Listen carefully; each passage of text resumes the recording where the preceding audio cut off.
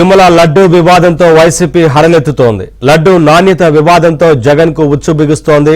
అటు తిరుమల వివాదాన్ని కేంద్రం సీరియస్ గా తీసుకోగా దేశమంతటా జగన్ కు వ్యతిరేకంగా హిందూ సంఘాలు నిరసనలు తెలుపుతున్నాయి. భోపాల్లో జగన్ దిష్టి బొమ్మలను హిందూ సంఘాలు తగలబెట్టాయి. తిరుమల వివాదంపై రామజన్మభూమి ప్రధాన పూజారి సత్యేంద్ర దాస్ స్పందించారు. ఇది ధర్మంపై జరుగుతున్న కుట్ర అని సత్యేంద్ర దాస్ అన్నారు.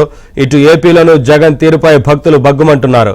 ఈ అంశంపై కేంద్ర హోంశాఖకు ప్రముఖ న్యాయవాది వినీత్ జిందాల్ ఫిర్యాదు చేశారు. సిబిఐ విచారణ జరపాలని ఏపీసీసీ చీఫ్ షర్మిల డిమాండ్ చేశారు.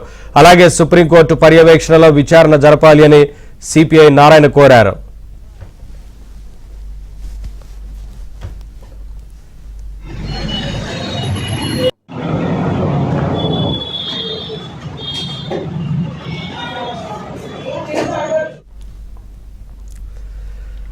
తిరుమల శ్రీవారి లడ్డూ ప్రసాదంపై ఏపీ సీఎం చంద్రబాబు లేవనెత్తిన అంశాలు అత్యంత తీవ్రమైనవని కేంద్ర ఆహార మంత్రి ప్రహ్లాద్ జోషి అన్నారు.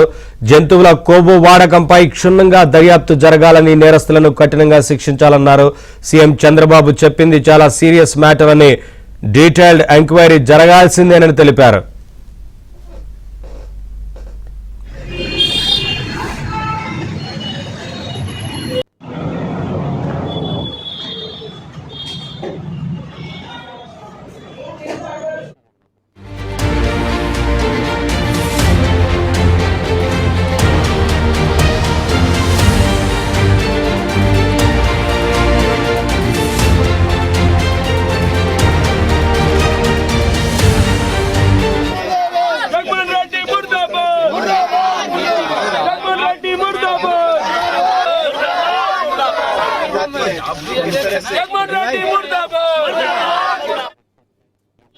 प्रेजेंट आंध्र प्रदेश के माननीय मुख्यमंत्री जी ने जो बोला है ये बहुत ही गंभीर मामला है, तो इसीलिए इसका पूरा डिटेल्ड इंक्वायरी होना चाहिए.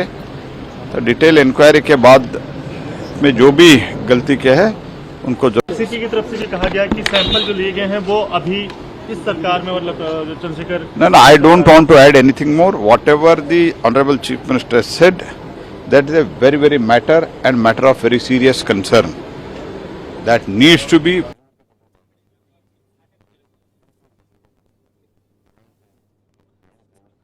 अपमान किया है, उसके खिलाफ हवा होनी चाहिए. जगमोहन रेड्डी मुर्दाबाद, देवी देवताओं का अपमान. जगमोहन रेड्डी मुर्दाबाद, जगमोहन रेड्डी मुर्दाबाद, जगमोहन रेड्डी मुर्दाबाद, जगमोहन रेड्डी मुर्दाबाद. Well, I don't know what the lab reports are. Personally, I haven't seen those reports.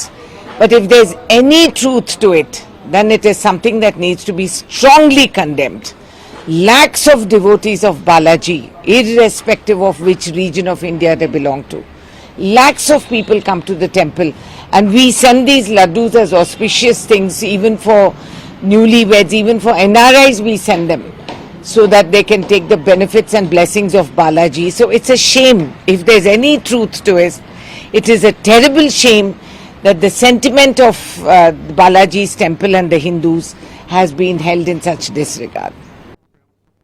Tirumala Tirupati దేవస్థానంలో స్వామివారి ప్రసాదం తయారీకి కానీ వేరే ఇతర అవసరాలకు కానీ వాడినటువంటి వస్తువులు ఆవు నెయ్యి కాదు, వేరే ఏదో పదార్థము అనేటటువంటి నిజాన్ని ముందు 2 రోజులుగా వస్తున్నటువంటి మీడియా కథనాలలో అక్కడ కొంతమంది తెలిసిన వాళ్ళతో సంప్రదించడం వల్ల ఇది ఒక భయంకరమైనటువంటి నిజాన్ని గ్రహించాం.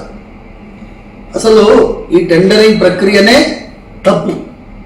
స్వామివారు శ్రీవైకుంఠం నుంచి దిగి వచ్చి భూలోకంలో ప్రత్యక్ష వైకుంఠంగా భావించే క్షేత్రం అది. అలాంటి క్షేత్రంలో స్వామివారికి ఆవు నెయ్యితో తయారు చేసినటువంటి లడ్డూ కానీ, హోమాల్లో వాడేటటువంటిది ఆవు నెయ్యే కాదు. గోవింద అనే పేరు గోవుని రక్షించేవాడు అని గోవింద అని పేరు.